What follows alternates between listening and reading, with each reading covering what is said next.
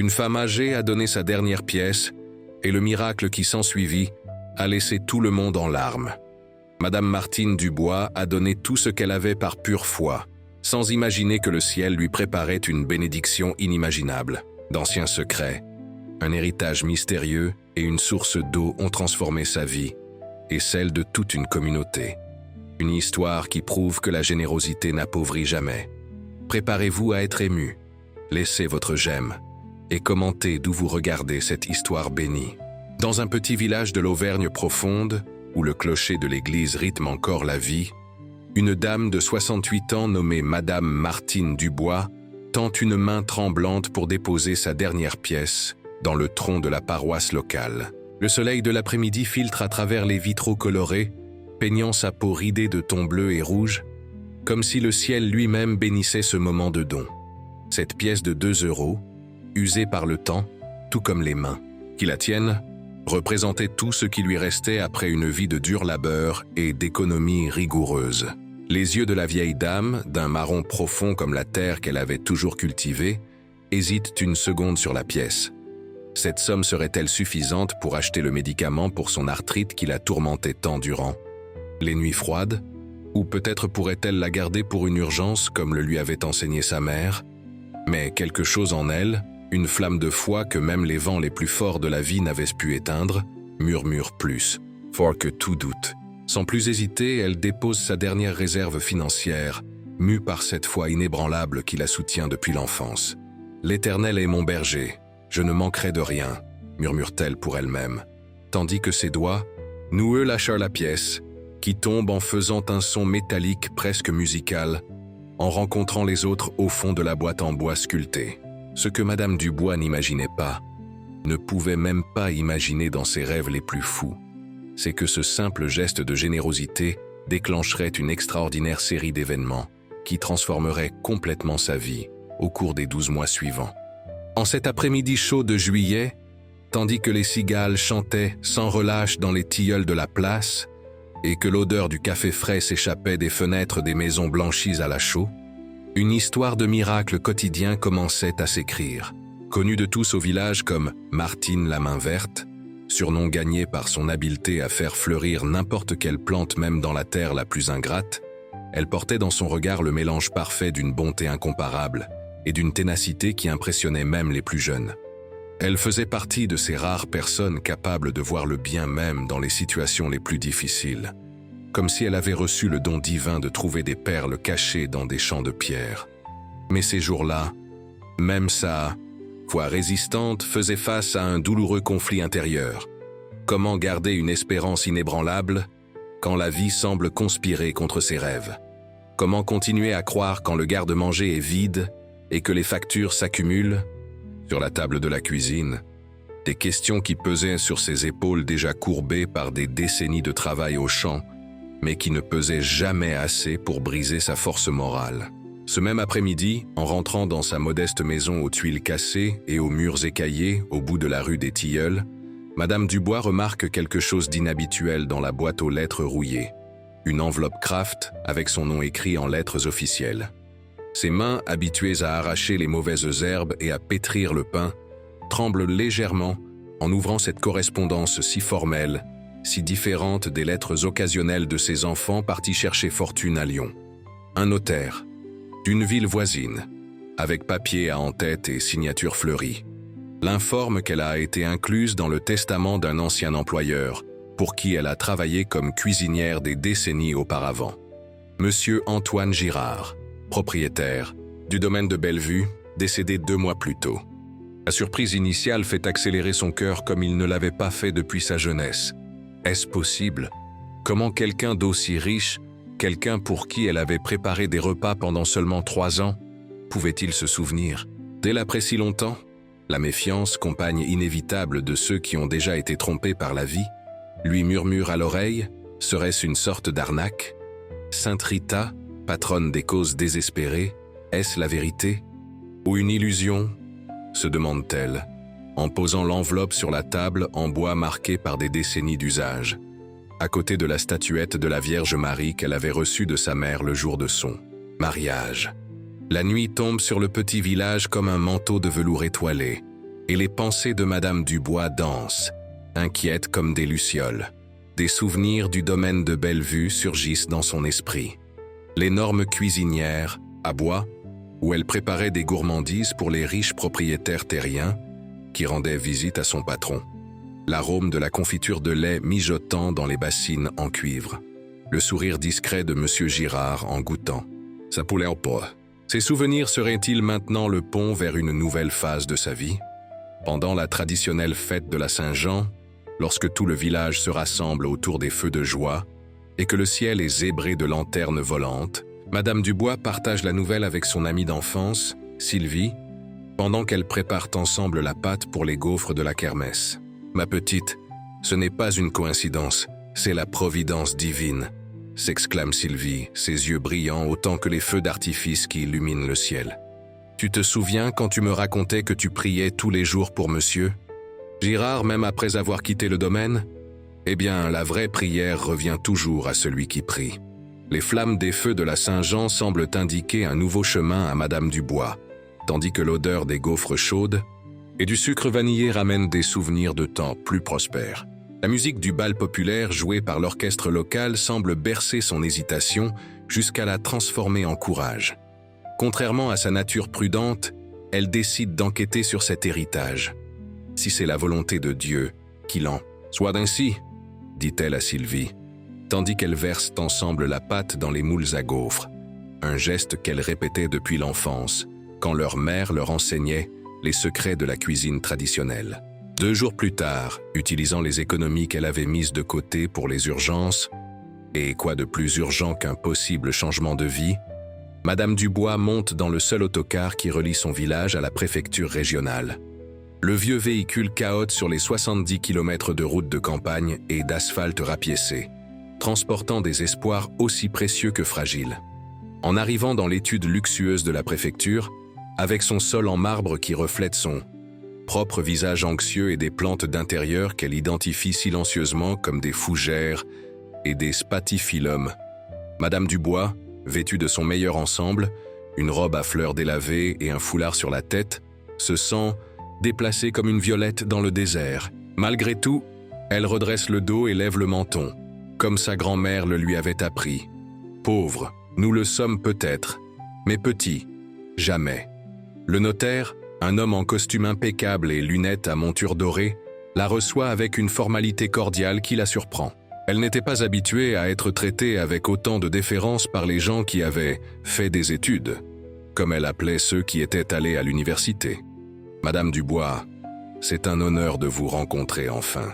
Monsieur Girard parlait de vous avec une grande admiration, dit-il, en lui indiquant un fauteuil en cuir pour qu'elle s'assoie. Les mots qui suivent changent à jamais le cours de son existence. Elle hérite d'une petite propriété rurale, de 12 hectares que Monsieur Girard conservait comme investissement secondaire, séparé de son domaine principal. Le notaire explique que son ancien patron avait toujours admiré son éthique de travail et son honnêteté irréprochable, et que sur son lit de mort, il avait insisté pour que la cuisinière qui priait pour son patron soit récompensée.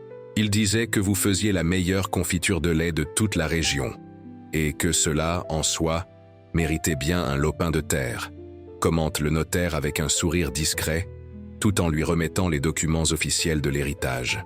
Le papier jauni aux tampons officiels tremble dans les mains de Madame Dubois. Une propriété rurale, elle qui avait vécu toute sa vie dans des maisons louées ou prêtées, serait maintenant propriétaire d'un coin de France? Et mes larmes, qui coulent silencieusement sur son visage ridé, sont comme des gouttes de pluie après une longue sécheresse, douloureuses par leur intensité, mais porteuses de la promesse d'un renouveau. Lorsque Madame Dubois visite la propriété le lendemain, accompagnée du notaire, elle ne trouve pas une ferme productive comme elle l'avait imaginé dans ses rêves nocturnes, mais un terrain abandonné, couvert de hautes herbes, et avec une maison principale en ruine, au toit partiellement effondré et aux fenêtres brisées. Autour, quelques arbres fruitiers résistants, pommiers, poiriers et cerisiers, semblent être les seuls habitants permanents du lieu, avec divers oiseaux qui composent une symphonie naturelle pour l'accueillir. La déception initiale est visible dans son regard. Que ferait une dame de près de 70 ans avec un lopin de terre abandonné? Comment transformerait-elle ces ruines en quelque chose d'utile, sans ressources ni force physique pour les travaux pénibles? Tandis qu'elle marche sur la propriété, ses pieds s'enfonçant légèrement dans la terre humide après la pluie de la nuit précédente, quelque chose d'étrange se produit, une sensation presque oubliée, qu'elle n'avait pas ressentie depuis sa jeunesse, commence à grandir dans sa poitrine. L'appel de la terre. Chaque pas qu'elle fait sur ce sol semble réveiller d'anciens souvenirs de l'époque où elle aidait ses parents au champ, où elle connaissait chaque plante par son nom et savait exactement quand planter et quand récolter. Cette terre a de la bonne eau, murmure-t-elle pour elle-même, remarquant le vert plus intense dans certaines zones et la présence de grenouilles, annonciatrices naturelles de sources. Et les hautes herbes ne sont pas une plaie, c'est une protection que la nature a envoyée pendant que la terre m'attendait. La déception initiale laisse bientôt place à une détermination surprenante, de celles qui ne naissent que dans les cœurs ayant déjà affronté de nombreuses tempêtes. Malgré ses économies inexistantes et son âge avancé, Madame Dubois décide de restaurer la propriété. Non pas pour la vendre et s'assurer un confort pour ses dernières années, comme l'a suggéré le notaire, mais pour enfin avoir son propre coin du monde, un bout de terrain à elle et peut-être à laisser en héritage à ses petits-enfants qu'elle voyait rarement. Son premier obstacle apparaît lorsque la banque locale lui refuse un prêt en raison de son âge et de son manque de garantie. Le directeur, un jeune homme qui pourrait être son petit-fils, lui explique avec une gêne polie que les personnes d'un âge avancé représentent un risque financier pour l'institution. Les mots, bien qu'enrobés de politesse, coupent comme un couteau aiguisé. « Monsieur, si l'âge était un obstacle, Saint Joseph n'aurait pas élevé Jésus et Noé n'aurait pas construit l'arche, » répond-elle, avec la sagesse acérée de celle qui a vécu assez longtemps pour reconnaître les injustices enveloppées dans des règlements. Le deuxième obstacle surgit lorsque les artisans locaux refusent le travail, considérant le projet irréalisable. « Madame Dubois, il faudrait tout raser et repartir de zéro. Avec tout le respect que je vous dois, c'est un travail pour un homme plus jeune et qui a les moyens, » dit le maître d'œuvre, sans se rendre compte que ces paroles nourrissent encore plus la détermination de la vieille dame. Pendant les 3 mois qui suivent la réception de l'héritage, Madame Dubois visite la propriété tous les jours, parcourant les 4 kilomètres qui séparent sa maison louée du terrain. Peu à peu, avec l'aide de quelques outils empruntés et beaucoup de travail manuel, elle commence à défricher les alentours de la maison principale. Chaque mauvaise herbe arrachée, chaque branche taillée, est accompagnée de prières et de conversations avec les saints de sa dévotion, comme si chaque geste de soin envers la terre était aussi un acte de foi. Les gens du village commencent à parler de la vieille têtue qui veut jouer à l'agricultrice. Certains rient de son ambition apparemment disproportionnée par rapport à ses forces. D'autres admirent secrètement sa persévérance, bien que peu offrent une aide concrète. Dans une communauté où chacun lutte avec ses propres difficultés, il reste peu de temps pour soutenir les rêves des autres. Lors d'un orage particulièrement violent en avril, lorsque le ciel s'abat sur la région avec une fureur qui semble vouloir laver les injustices du monde, Madame Dubois est sur la propriété, essayant d'improviser une protection pour les jeunes plants de légumes qu'elle a commencé à planter. Le vent hurle entre les arbres comme une âme en peine, et les éclairs zèbrent le ciel en zigzags dorés, illuminant momentanément le visage déterminé de la vieille dame. Soudain, un fracas assourdissant. Le toit de la maison principale, déjà fragilisé par des années d'abandon, s'effondre complètement sous le poids de l'eau. Madame Dubois se précipite à l'intérieur, non par peur de perdre la structure, mais inquiète pour les quelques meubles qu'elle avait réussi à restaurer et à y apporter ces dernières semaines. Trempée par la pluie et assise au milieu des décombres de ce qui devait être son nouveau foyer, ses larmes se mêlent à l'eau de pluie qui tombe maintenant librement à l'intérieur de la maison sans toit. Était-ce un signe divin qu'elle devait abandonner? Son ambition d'avoir un chez-soi était-elle un affront au dessein céleste qu'il avait destiné à la simplicité? Tandis que ses doutes tourmentent son cœur fatigué, ses yeux captent quelque chose d'étrange parmi les débris. Une partie du plancher en bois, maintenant exposée par la chute d'une partie du plafond, semble différente. En s'approchant, elle remarque qu'une des lames est légèrement soulevée, comme si elle cachait quelque chose. avec des mains tremblantes à cause de l'âge et de l'émotion. Madame Dubois parvient à soulever la lame, révélant une petite cachette secrète. Là, protégée de l'humidité par une vieille bâche, elle trouve une boîte en bois sculptée qui a survécu intacte. La boîte, ornée de motifs de fleurs et d'oiseaux en bois précieux, semble déplacée dans cette maison en ruine, un trésor oublié de temps plus prospères. En ouvrant la boîte, elle trouve divers documents jaunis par le temps et un petit carnet relié en cuir. Ses mains calleuses par le travail tournent les pages avec soin, comme si elle manipulait des reliques sacrées.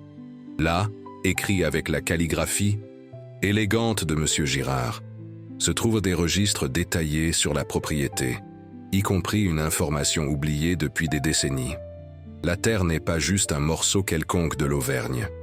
Elle est située exactement au-dessus d'une source d'eau minérale d'une qualité exceptionnelle. En 1963, des analyses de laboratoire ont confirmé que l'eau de cette source possède des propriétés minérales comparables aux meilleures sources européennes, lit Madame Dubois à haute voix, comme pour se confirmer qu'elle ne rêve pas. J'ai gardé cette information secrète pour protéger la ressource de l'exploitation prédatrice, attendant le bon moment pour son développement durable. C'est comme si le ciel, après avoir fait tomber son toit, lui avait donné une nouvelle fondation, bien plus précieuse. Madame Dubois serre la boîte contre sa poitrine, tandis que la pluie continue de tomber sur elle, non plus comme une punition, mais comme un baptême pour une nouvelle phase. Les jours suivants sont d'intenses activités mentales pour Madame Dubois. Que faire de cette information? Comment transformer une source d'eau minérale en quelque chose qui pourrait garantir non seulement sa survie, mais aussi honorer la confiance placée en elle par M. Girard? Avec la sagesse des années, elle sait que certains cadeaux s'accompagnent de responsabilités. Une semaine après la découverte, pendant la messe du dimanche, Madame Dubois entend le curé parler de la façon dont les talents donnés par Dieu ne doivent pas être enterrés, mais multipliés pour le bénéfice de tous. La parabole résonne dans son cœur comme si elle avait été écrite spécialement pour elle à ce moment-là. À la sortie de l'église, elle aborde Monsieur Jean, président de la coopérative agricole locale, un homme respecté pour son honnêteté et sa vision communautaire.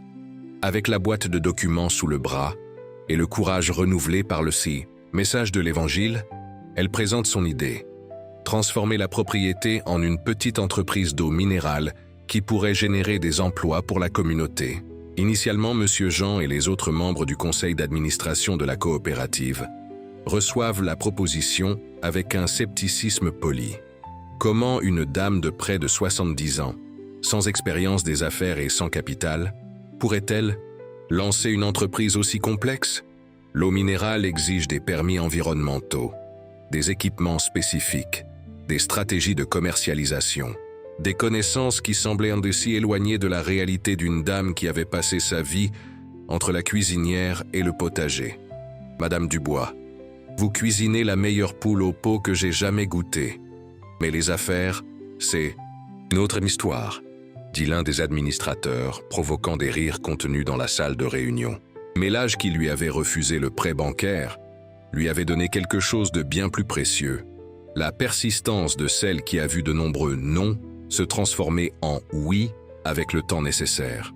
Elle commence à assister à toutes les réunions de la coopérative, apportant toujours avec elle des échantillons de l'eau et racontant les petites améliorations qu'elle réussissait à faire sur la propriété avec des ressources minimes. Ce qui me manque en argent, je le compense en temps et en volonté, répète-t-elle comme un mantra, tout en distribuant des petits sablés qu'elle passe des heures à cuire dans son four à bois pour les apporter aux réunions. Peu à peu, sa persévérance commence à contaminer certains des membres plus jeunes de la coopérative, notamment Romain, un agronome fraîchement diplômé qui est retourné dans son village natal avec des idées novatrices sur le développement rural durable.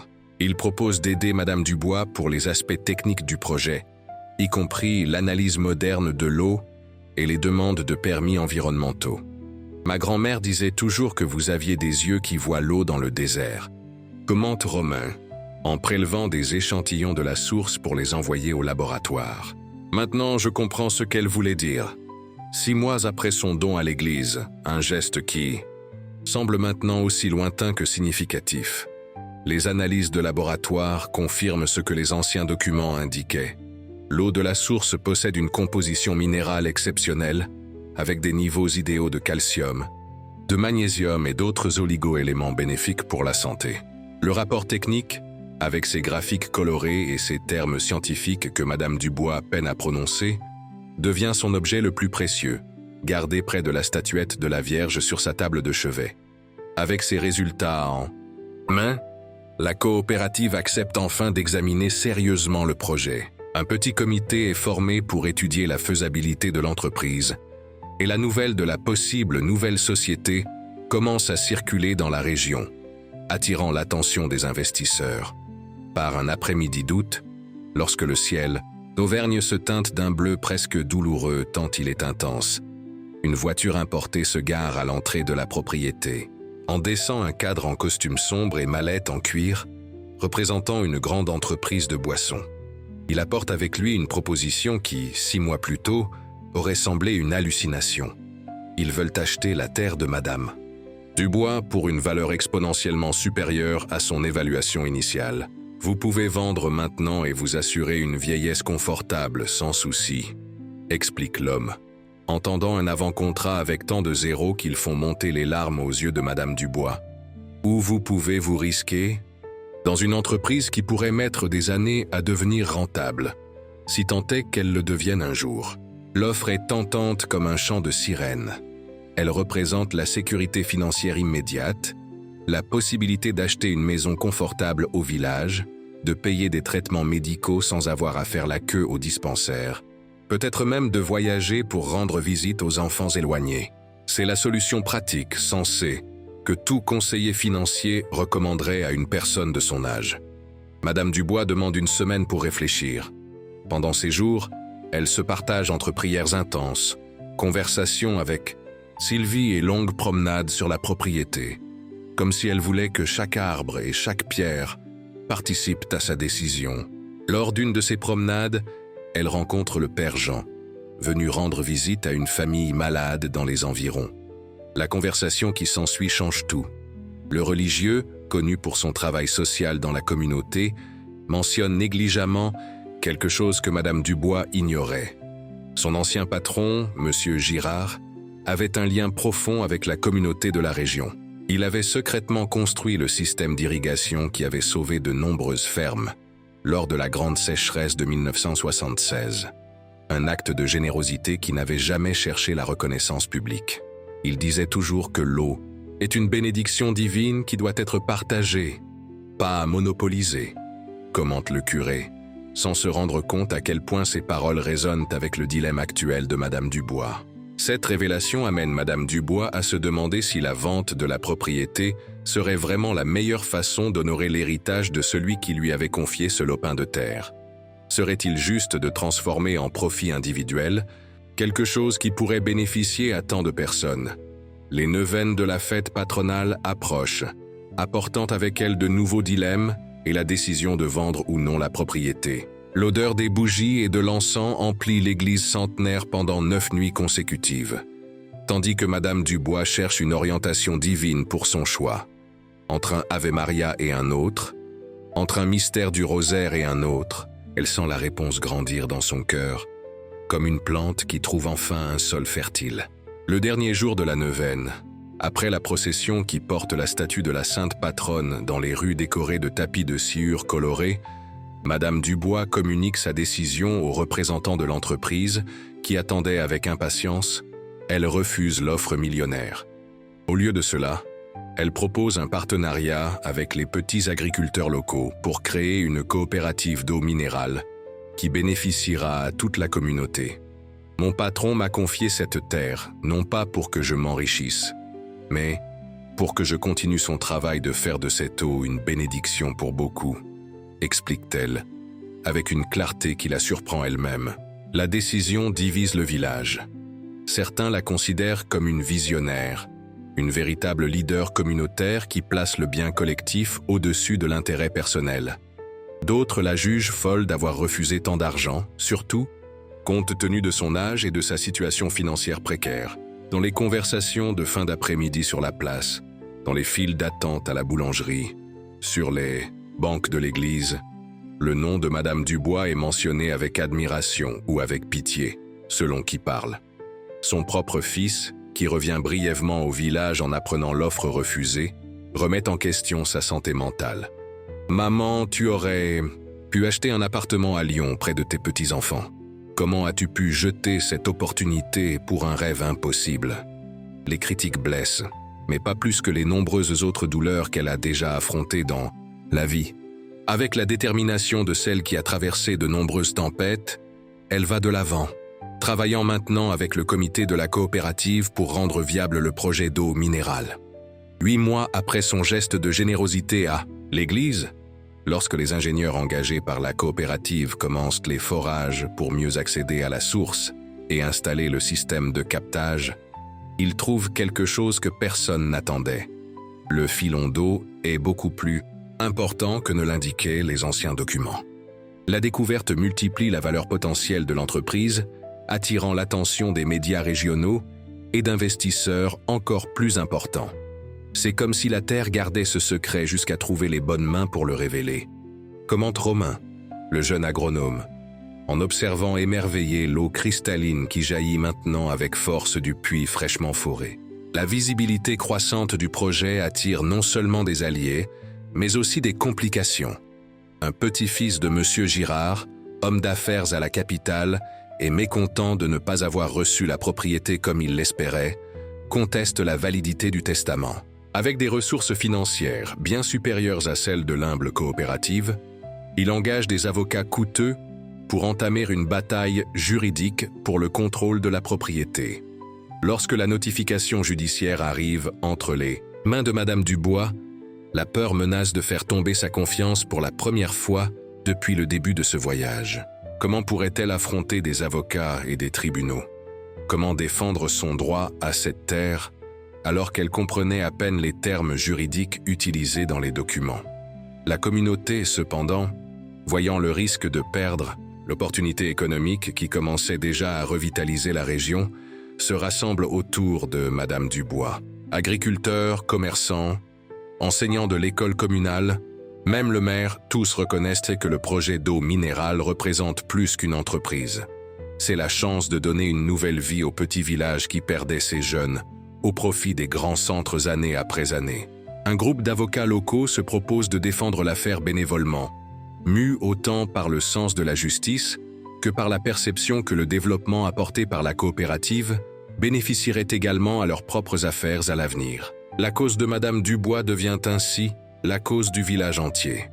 Pendant la traditionnelle fête des moissons, lorsque les habitants remercient pour l'abondance de l'année avec des danses typiques au son des accordéons et des violons, et que les stands vendent des gourmandises préparées selon des recettes transmises de génération en génération, Madame Dubois a une idée audacieuse. Elle n'est pas née de calculs ou de stratégies sophistiquées, mais de cette sagesse que seules les années peuvent donner, celle qui voit des ponts là où d'autres ne voient que des abîmes. Elle propose aux petits-fils contestataires qui visitaient le village pour une réunion avec ses avocats, une association où une partie des bénéfices serait dirigée vers des projets sociaux dans la région, y compris une école technique pour jeunes agriculteurs, quelque chose qui, selon elle, ferait sourire Monsieur Girard au ciel. La proposition, faite publiquement sur la place centrale décorée de banderoles colorées, devant presque toute la population réunie pour la fête, met l'homme dans une position délicate. Refuser signifierait assumer que son intérêt était purement financier, sans considération pour l'héritage de son grand-père ou pour le bien-être de la communauté qui avait tant signifié pour sa famille dans le passé. « Mon garçon, la vie est trop courte pour de longues disputes », dit Madame Dubois, tendant sa main ridée à l'homme en costume impeccable. « Votre grand-père m'a appris qu'on boit la bonne eau dans des verres purs de tout ressentiment. Dix. Moi, après le don de la pièce, alors que les négociations entre les parties semblent bloquées sur des détails juridiques et des pourcentages, un événement inattendu change à nouveau le cours de l'histoire. Un ancien employé du défunt Monsieur Girard, résidant maintenant dans une autre région, apprend la dispute grâce à un reportage dans le journal et décide d'intervenir. Il se rend au village, apportant avec lui des lettres manuscrites de son ancien patron, gardées pendant des décennies, qui confirme sans équivoque son intention de bénéficier à Madame Dubois. Les lettres révèlent également quelque chose que personne ne savait. Lors d'un moment particulièrement difficile de la vie de M. Girard, lorsqu'il fit face à la faillite après un grand gel qui détruisit ses vignes, c'est la mère de Madame Dubois qui l'aida secrètement, offrant les économies de toute une vie pour qu'il ne perde pas ses terres, un prêt qu'il n'a jamais oublié et qui, selon ses propres mots dans les lettres, a créé une dette de gratitude que 1000 vies ne suffiraient pas à rembourser complètement. La découverte élimine les bases de la contestation légale, car elle prouve non seulement l'authenticité du testament, mais aussi la justice morale qui le sous-tend. Malgré tout, surprenant tout le monde, Madame Dubois maintient l'offre de partenariat avec le petit-fils de M. Girard, démontrant que sa générosité reste inébranlable même face à l'adversité. « Je ne veux pas gagner, je veux construire », explique-t-elle, avec la simplicité profonde qui caractérise sa sagesse. Et construire seul est bien plus difficile que de construire ensemble. Émue par ce geste, et peut-être aussi pressée par l'opinion publique locale, déjà totalement favorable à la mamie de l'eau minérale, comme les journaux l'avaient surnommé, le petit-fils accepte la proposition, apportant avec lui des compétences administratives et des contacts commerciaux qui complètent parfaitement la vision communautaire de Madame Dubois. Le partenariat improbable entre la dame de près de 70 ans et le cadre de la capitale finit par se révéler extraordinairement fructueux. Tandis qu'elle veille à ce que le projet conserve ses racines dans la communauté et ses principes de développement durable, il accélère les processus bureaucratiques et attire des investisseurs stratégiques. Un an jour pour jour après ce jour fatidique à l'église, où Madame Dubois avait déposé sa dernière pièce dans le tronc, la première bouteille d'eau minérale, source Sainte-Martine, est embouteillée lors d'une cérémonie qui réunit toute la communauté. L'étiquette, conçue par les enfants de l'école locale, porte l'image stylisée de mains âgées tenant un verre d'eau, avec la phrase « De la foi jaillissent les miracles » écrite en lettres dorées. Madame Dubois, désormais présidente d'honneur, de la coopérative et actionnaire minoritaire de l'entreprise créée en partenariat avec le petit-fils de M. Girard, observe avec les yeux humides comment son geste de foi a transformé non seulement sa vie, mais l'économie de toute la région. L'usine, construite avec une technologie à faible impact environnemental, emploie déjà 23 personnes de la communauté et des plans d'expansion sont prévus pour les mois à venir. Debout près de la source principale, où l'eau la plus pure jaillit continuellement comme symbole de l'abondance qui avait toujours été là, attendant simplement d'être découverte, Madame Dubois pense à la façon dont la vie prend des tournants plus surprenants que les virages des routes d'Auvergne. Elle se souvient de l'angoisse de ce jour à l'église, du poids de cette pièce dans sa main, du choix entre garder pour soi ou faire confiance à la providence divine. Tandis que le soleil se couche derrière les montagnes d'Auvergne, peignant le ciel de tons orange et rose, elle comprend que la véritable fortune qu'elle a reçue du ciel n'était pas l'argent ou la reconnaissance, mais l'opportunité de faire une différence dans la vie de tant de personnes. Comme l'eau de la source, qui voyage silencieusement sous terre avant d'émerger pour étancher la soif de beaucoup, la vraie générosité trouve toujours son chemin vers la surface, même lorsqu'elle semble perdue dans les profondeurs du sacrifice. On sème la foi et on récolte l'espérance, murmure-t-elle pour elle-même, en marchant lentement vers sa nouvelle maison, construite près de la source, non pas une villa comme elle aurait pu acheter si elle avait vendu la terre, mais un foyer accueillant, d'où elle peut contempler quotidiennement le fruit de sa confiance en l'invisible.